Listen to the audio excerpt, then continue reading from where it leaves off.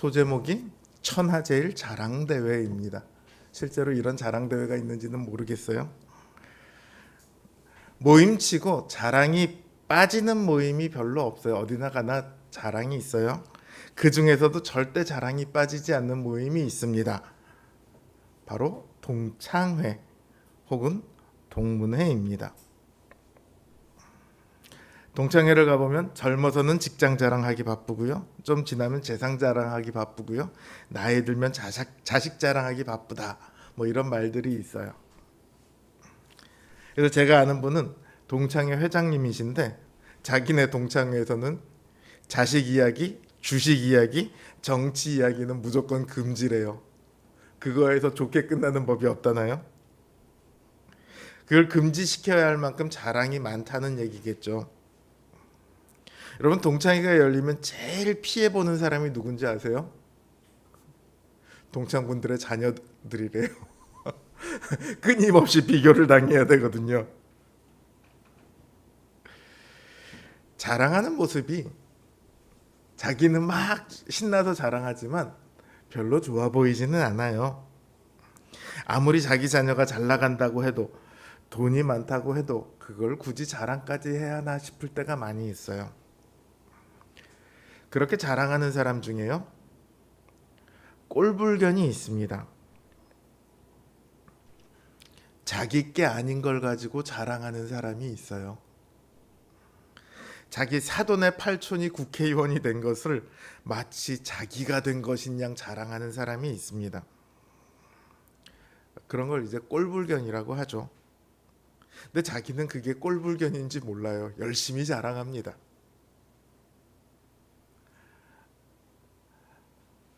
한번 이렇게 바꿔볼까요? 회사에서 상사가 있는데 자기가 하지 않은 성과를 마치 자기가 한 것인 것처럼 떠들어대는 상사가 있어요. 그런 사람이 내 상사라면 내 성과를 마치 자기의 성과인 것처럼 자랑한다면 기분이 좋을까요? 화연 씨, 그래요? 절대 그럴 리가 없죠. 그래서 꼴불견인 거예요. 차마 볼 수 없을 정도다. 그게 꼴불견의 정의입니다. 근데 이렇게 자랑하는 마음은요, 뒤집어 보면 남들에게 인정받고 싶다는 마음이거든요. 무시당하기 싫은 거예요. 은행에서 근무하는 사람이 했던 말인데요, 졸부라는 말을 들으면 졸부들이 가장 듣기 싫어하는 말이 졸부래요. 졸부라는 말을 들으면 난리를 친대요. 근데 그렇게 난리를 치는 사람은 하나 예외 없이 다 졸부래요. 졸부라는 말을 들어도 덤덤한 사람은 재산이 그 졸부보다 더 적을지라도 그 사람들은 졸부가 아니래요.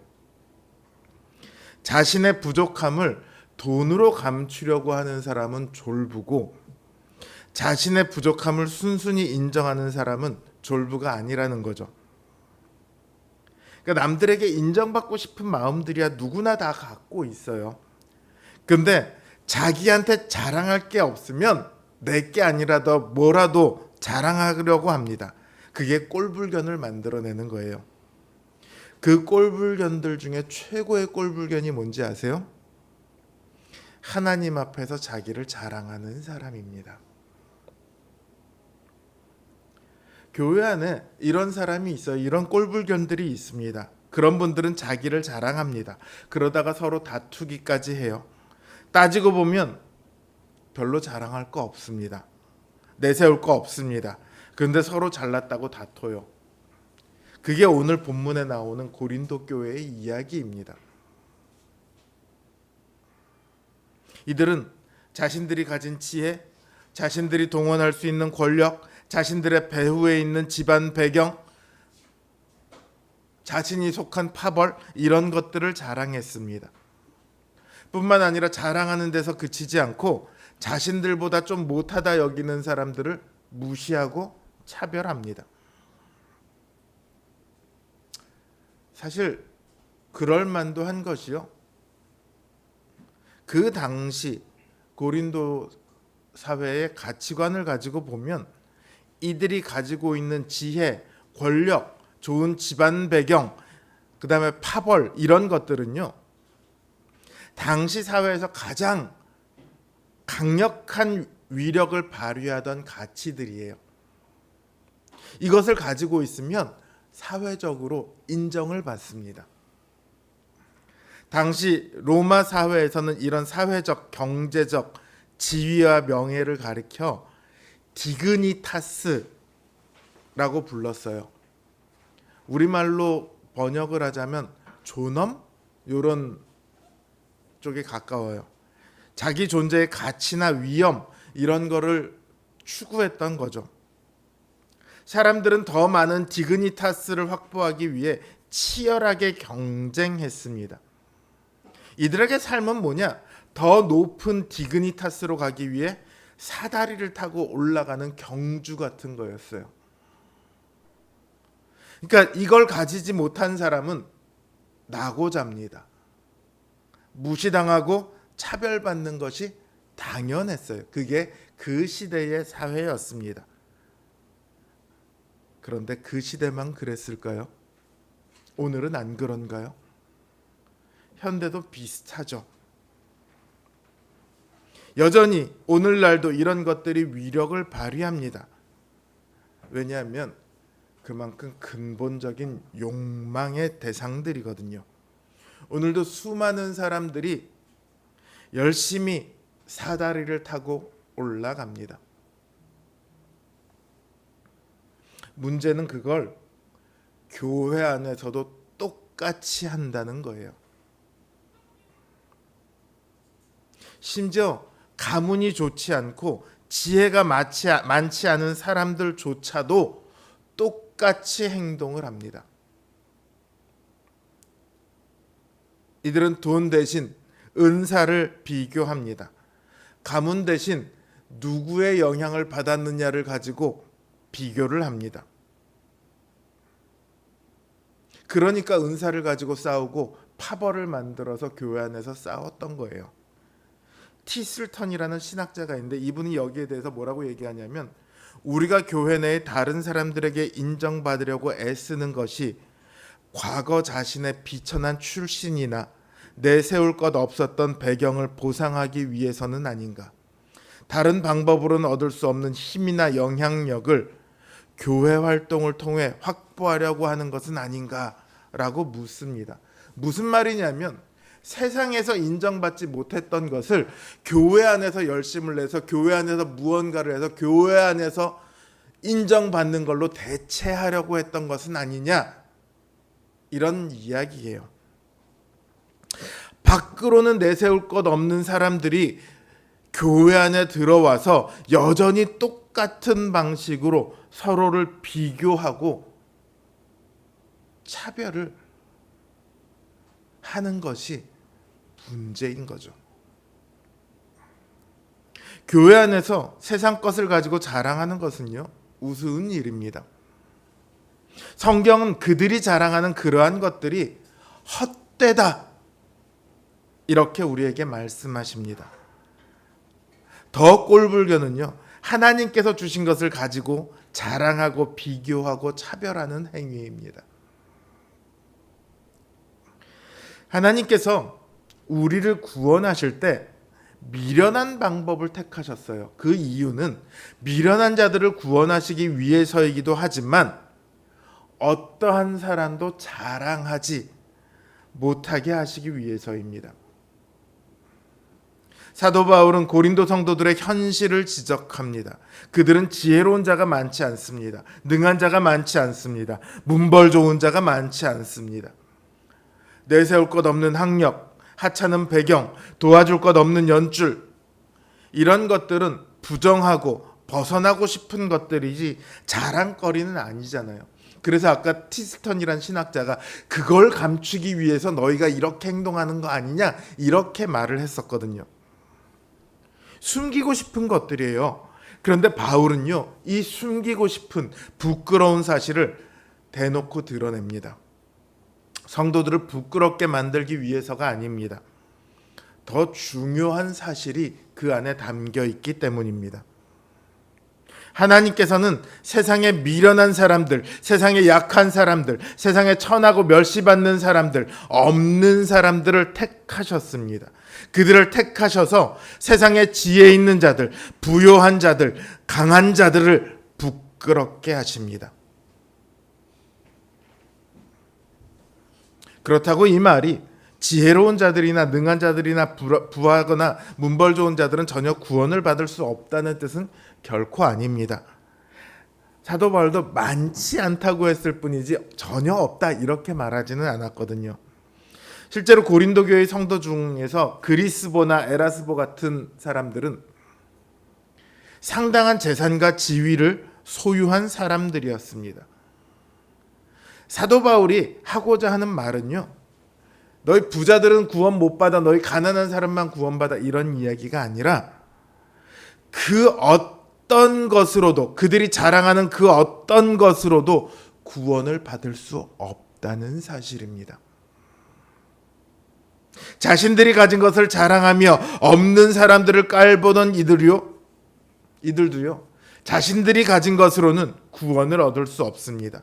오히려 반대로 그들은 자신이 가진 것으로 인해 하나님의 지혜를 인정하고 받아들이는데 더 많은 시간이 걸립니다. 부자가 천국에 들어가는 것이 낙타가 바늘구멍에 들어가는 것보다 어렵다. 이건 주님의 말씀이셨어요.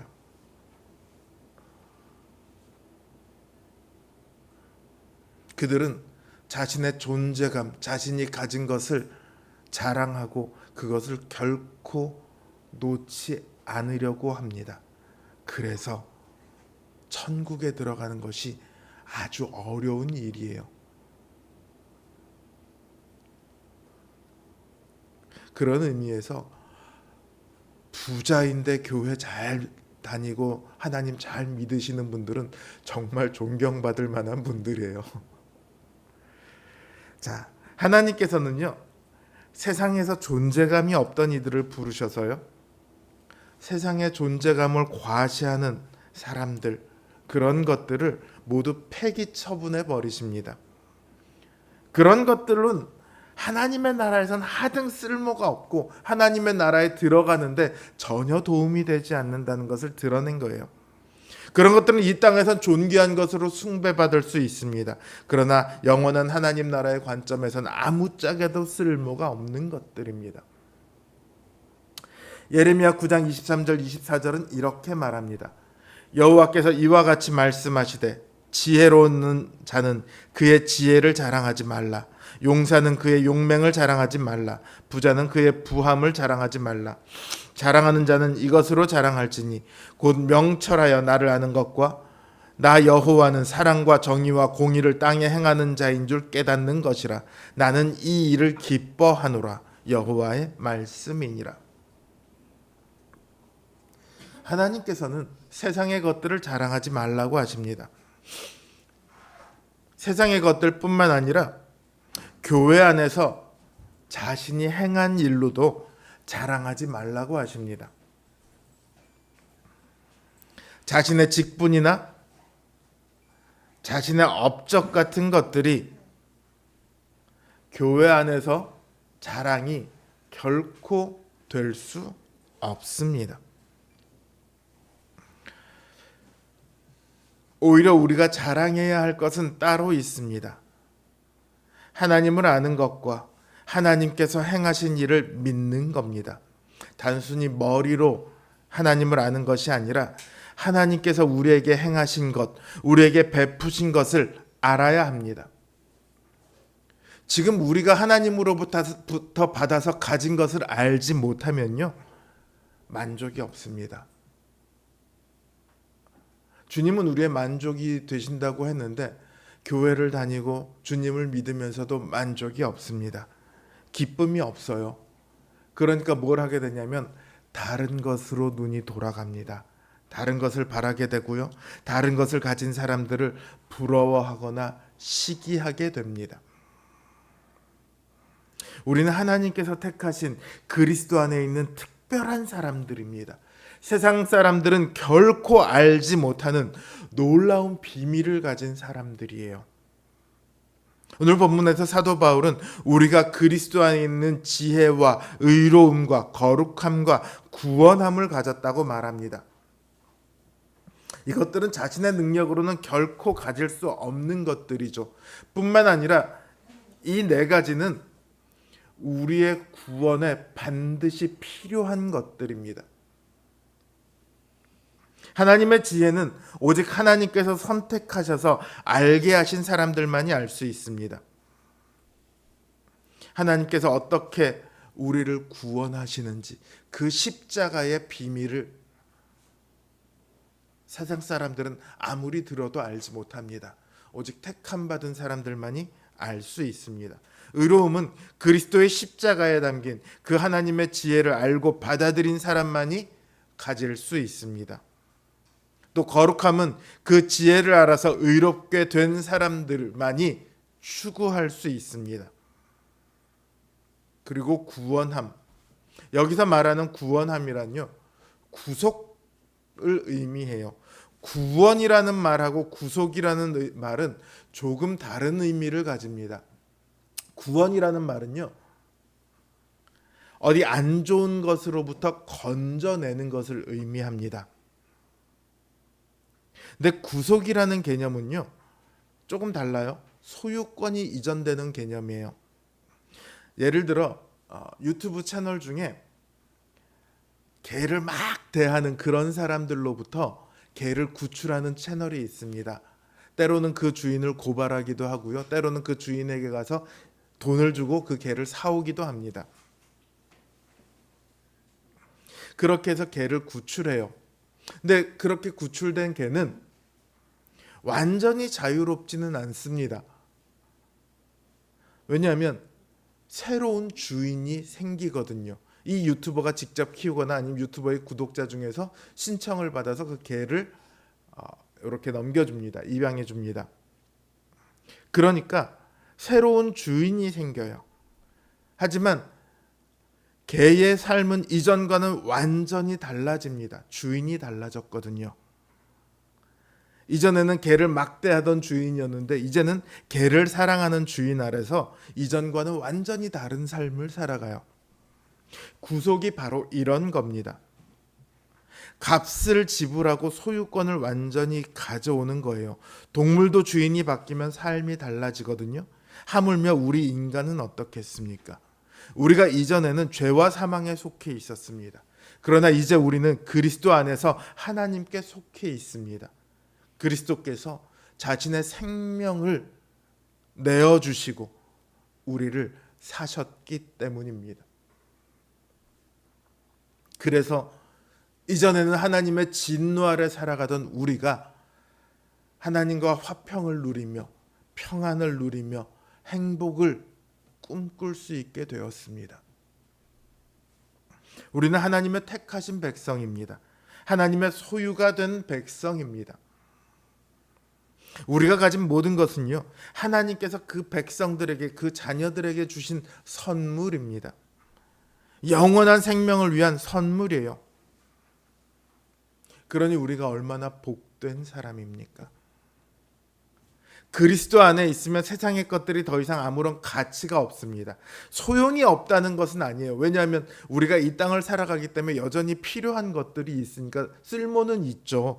그러나 그것들이 더 이상 귀한 가치를 갖지는 않습니다.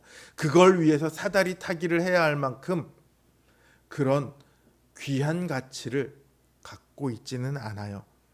그러니까 그것을 자랑할 이유도 없습니다. 우리가 받은 것은요, 한마디로 말하면 하나님의 구원의 복음입니다. 고린도 교회의 문제를 해결할 수 있는 비결은 이 복음으로 돌아가는 겁니다. 다른 것을 자랑하기를 멈추고 이 복음만을 자랑하며 복음을 주신 그리스도를 자랑할 때만 교회는 하나가 될 수 있습니다. 신자의 삶도 마찬가지입니다. 오늘 우리는 무엇을 자랑하고 계십니까?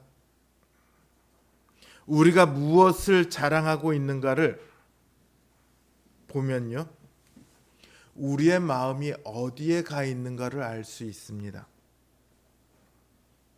우리의 자랑과 기쁨의 근거가 하나님께서 그리스도를 통해 주시는 너그러운 은총에 있는가, 아니면 자신의 능력과 업적에 있는가, 우리는 살펴봐야 합니다. 주님께서는 내 보물이 있는 그곳에 내 마음도 있다, 이렇게 말씀하셨습니다. 여러분의 보물은 무엇입니까?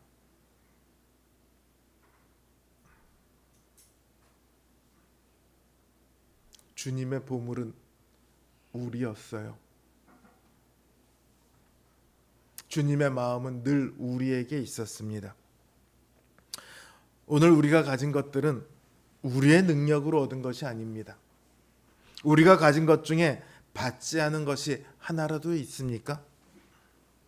우리는 그것들을 자랑할 수 없습니다. 그것들은 나에게 있기는 하지만 내가 값을 주고 얻은 것이 아니기 때문입니다. 그러니까 우리에게 있는 것들이 아니라 그 모든 것들을 주신 분을 우리는 자랑해야 합니다.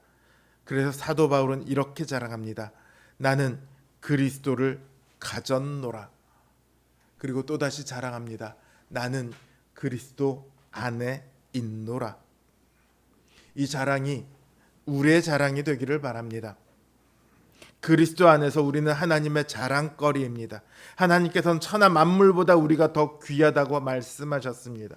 우리를 위해 그 사랑하는 유일하신 아들 그리스도를 내어주셨습니다.